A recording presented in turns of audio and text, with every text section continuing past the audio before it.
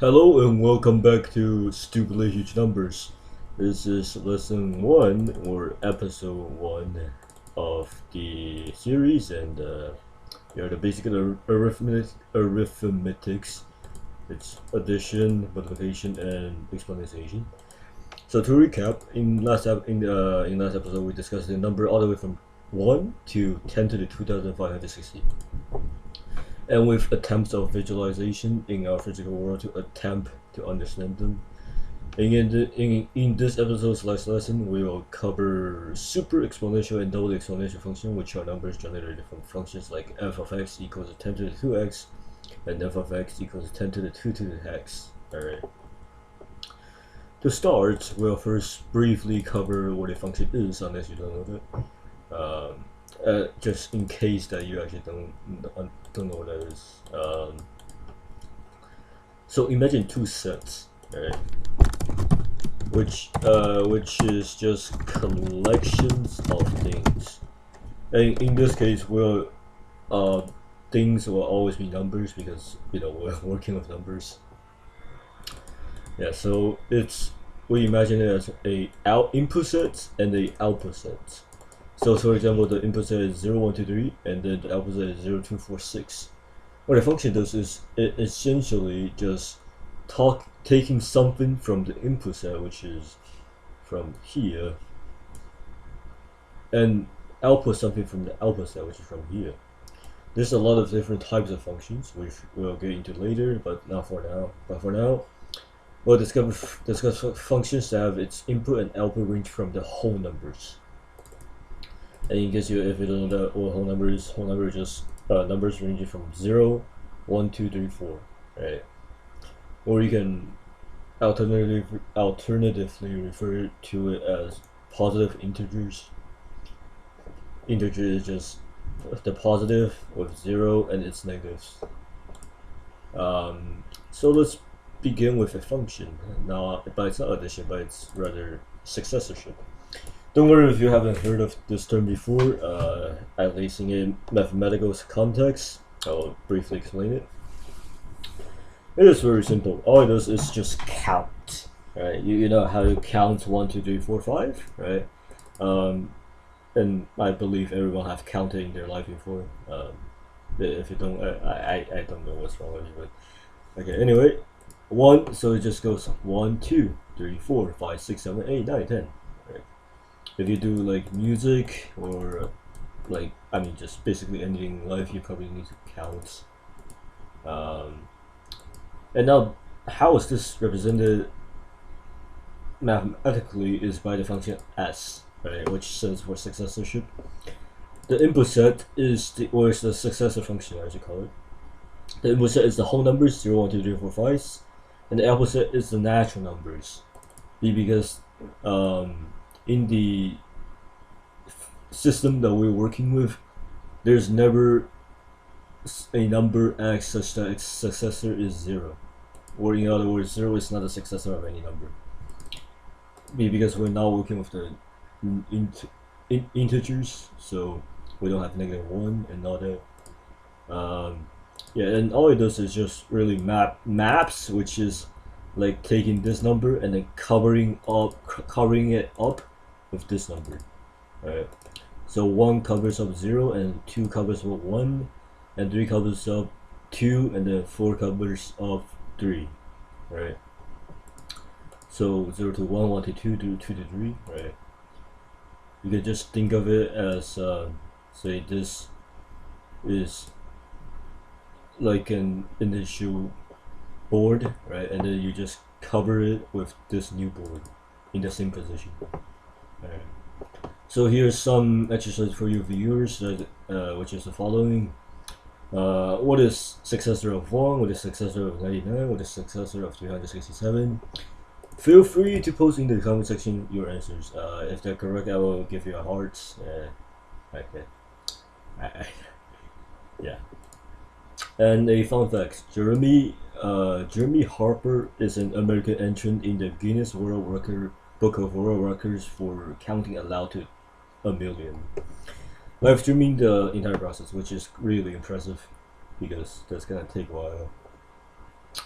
Okay, Now we know what a successor function is. How do we use it? Like, how does that in any way generate large numbers? Well, we can define addition with successorship, which is pretty crazy because we're never really, you know, at least in EP4 high school, you never really. Actually, you probably do. It's just counts that many things away from the beginning, right? So like 3 plus 2 is 3 counts 1, 2 twice, so 3, 4, 5. Yeah, it's kind of just like that. That's what successorship is doing. And addition is really just taking variable a and b and essentially counts b times from a. So what is a plus 0? We define it in the following way. A plus 0 equals a and a plus successor of b, which what that means is just it's taking the predecessor with the inverse of the successor function. So predecessor, I don't know how to spell that, but it's just p of x equals to x minus 1. Yeah,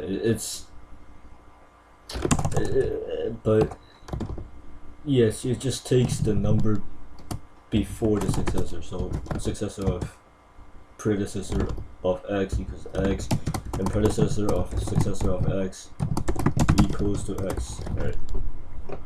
Yeah. So predecessor is like counting backwards, so 6, 5, 4, 3, 2, 1, right? 10, 9, 10, 9, 8, 7, 6, 5, 4, 3, 2, 1, right? Yeah, so I can do pred of that, but we can just use successorship without using p, right?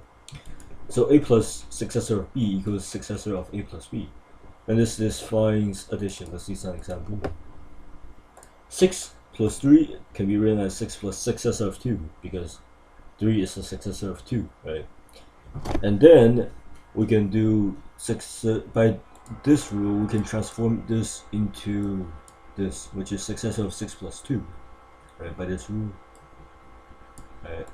And then we get successor of 6 plus successor of 1 by I mean, it's not really a rule, but we just write 2 as successor of 1, and then we repeat this process, and eventually we obtain successor of successor of successor of 6, which is successor of successor of 7, which is successor of a, which is equal to 9. And that's indeed how in our normal definition of addition what 6 plus 3 is equal to. And 9 plus 2 is similar. You can just look at this. I'll guide you to it, by the way. So 9 plus 2 equals to 9 plus successor of 1, because successor of 1 is equal to 2, and or the predecessor of 2 is 1, and we just put successor on it. And we get successor of 9 plus 1, which is successor of 9 plus successor of 0, again by doing this, which equals to successor of 9 plus 0. And then using this rule, we cancel out the 0, right? And then we get successor with successor of 9, we'll just count twice, and then we get 11. Well, now addition is not actually that strong, right? And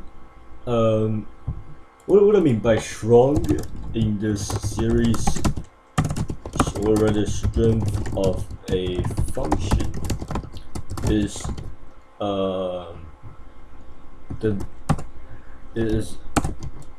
is that for some small values, which is like I don't know, 1, 2, 3, 4, you know, just below around, just actually no, it's like relative to the input value, the output value is, for some value, the output value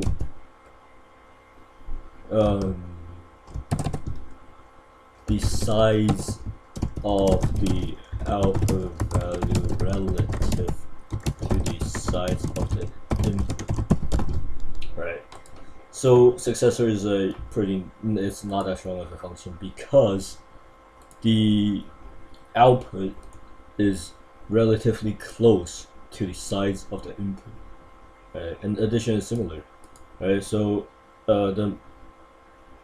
output is only big when the input is big, right?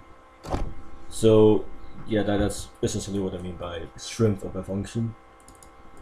Yeah, and then spoiler alerts, there will be later a pretty cool thing that can measure the strength of a function.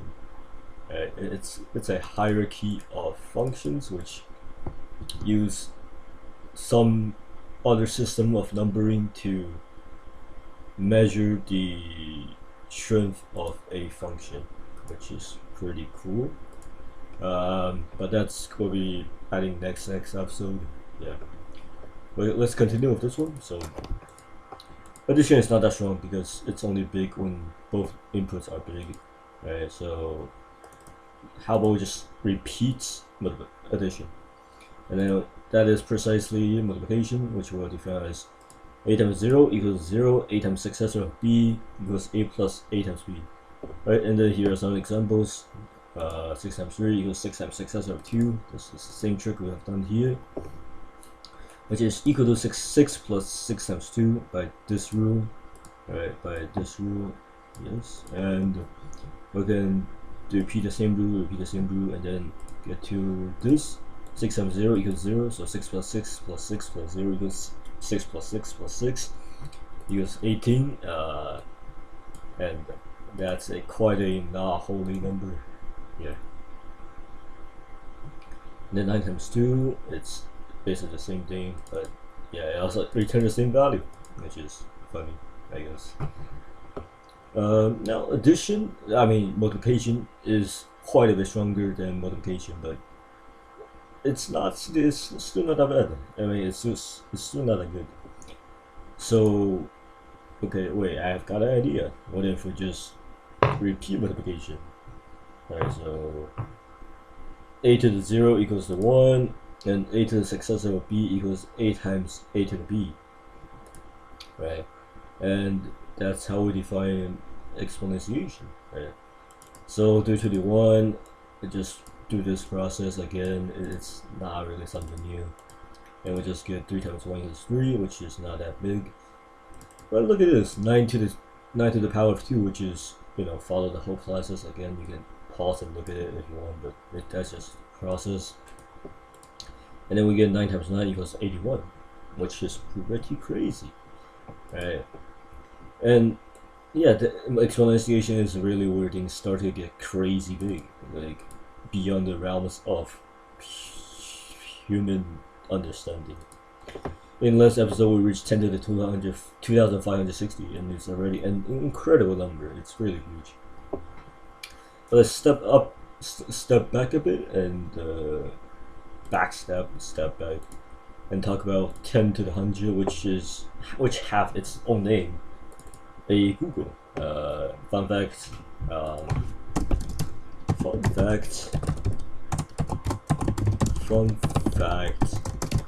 Googol is named after Google. Yeah, check up on that. It's a pretty cool story, I think.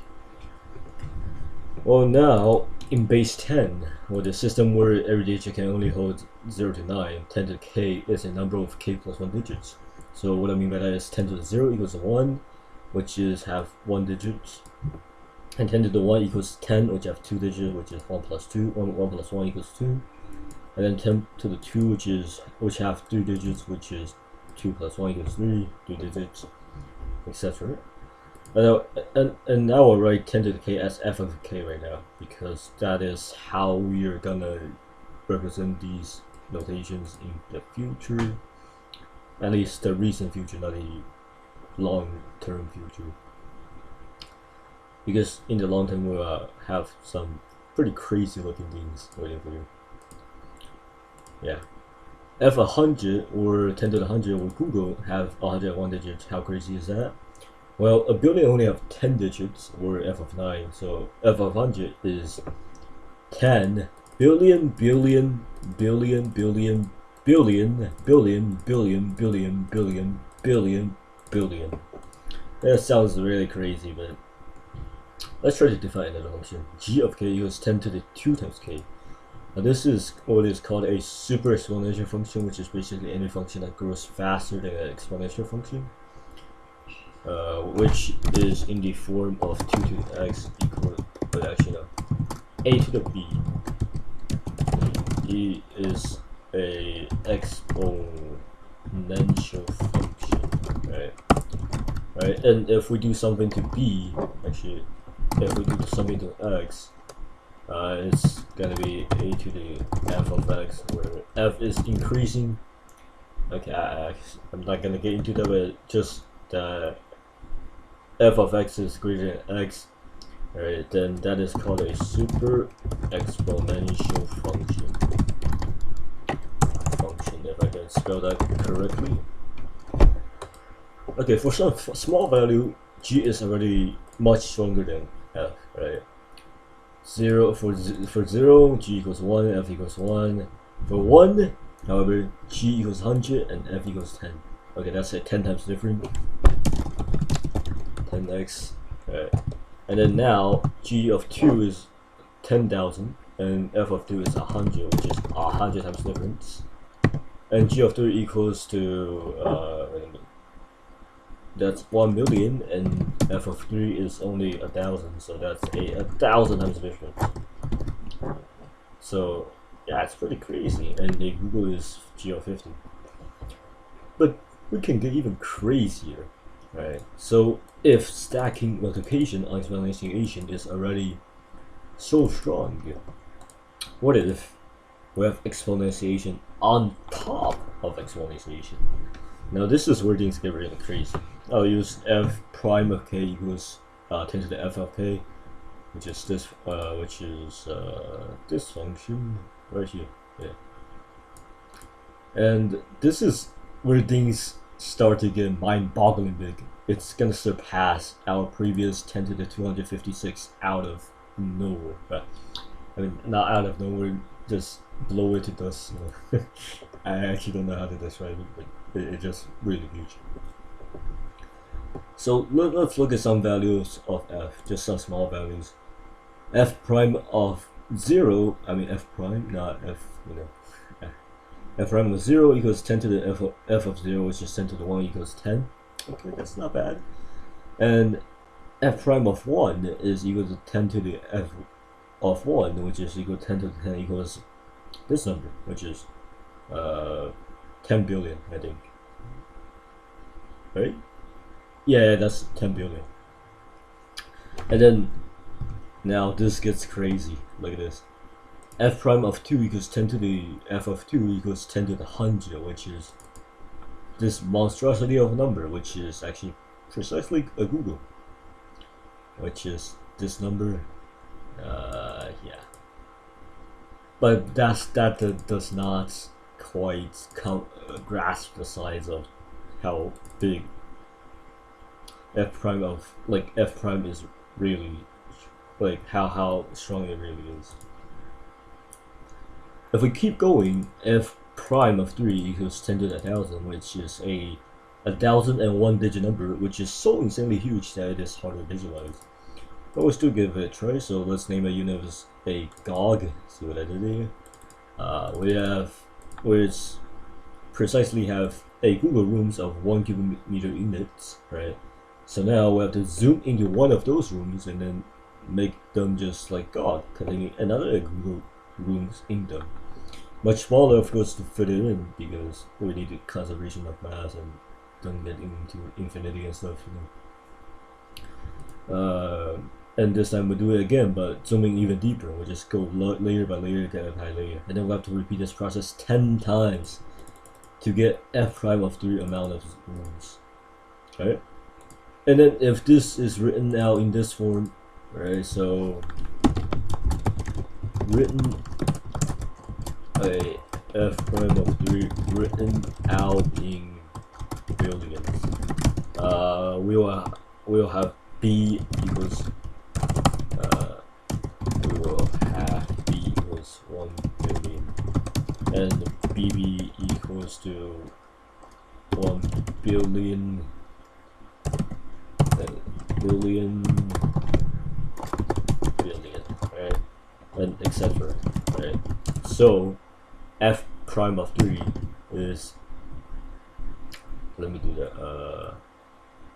So it's b b b b b. That's 5 b's. That's 10 b's. Alright. So that's 10 to the 90. Then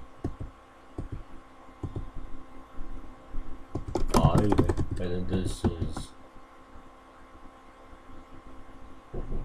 well, actually, wait a minute.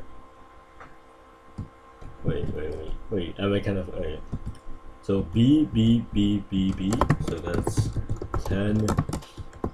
Wait, repeat this 10 times. 1, 2, 3, 4, 5, 6, 7, 8, 9. So that's 900. So that's 10 to the 900, and then we get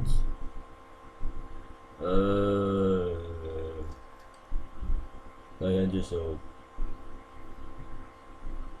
we get 10 more. 1, 2, 3, 4, 5, 6, 7, 8, 9, 10. So that's gonna be 990, and then another billion, and then times 10. So 10 b, and this is how many b's?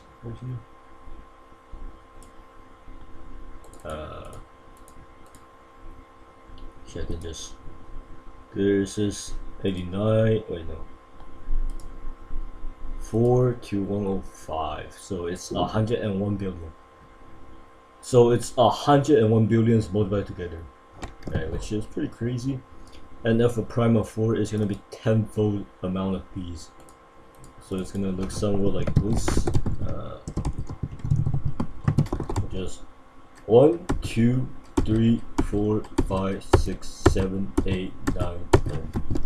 Yeah, that's, and then the next one is gonna be tenfold of these. It just gets really big, and it's not gonna be good for the computer because RAM is gonna run out, CPU is gonna run out. Yeah. So what if we go completely nuts and do f prime of 100? This number also have a name, which is called a googolplex. It's related to Google, of course.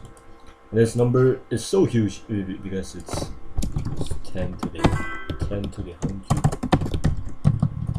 Right. Which 10 to the 100 is equal to Google. Yeah.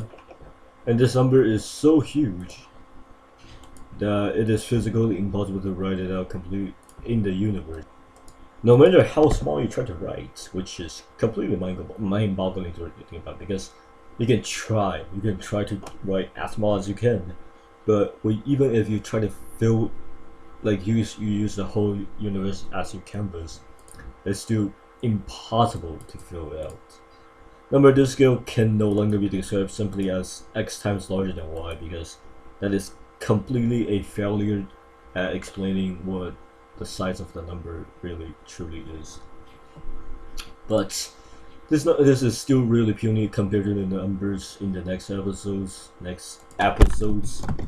What are those numbers? How crazy are they? Stay tuned and find out in the next episode.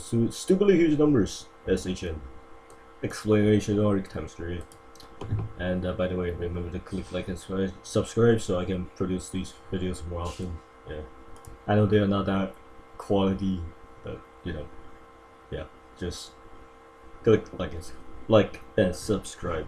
Alright, see you next time.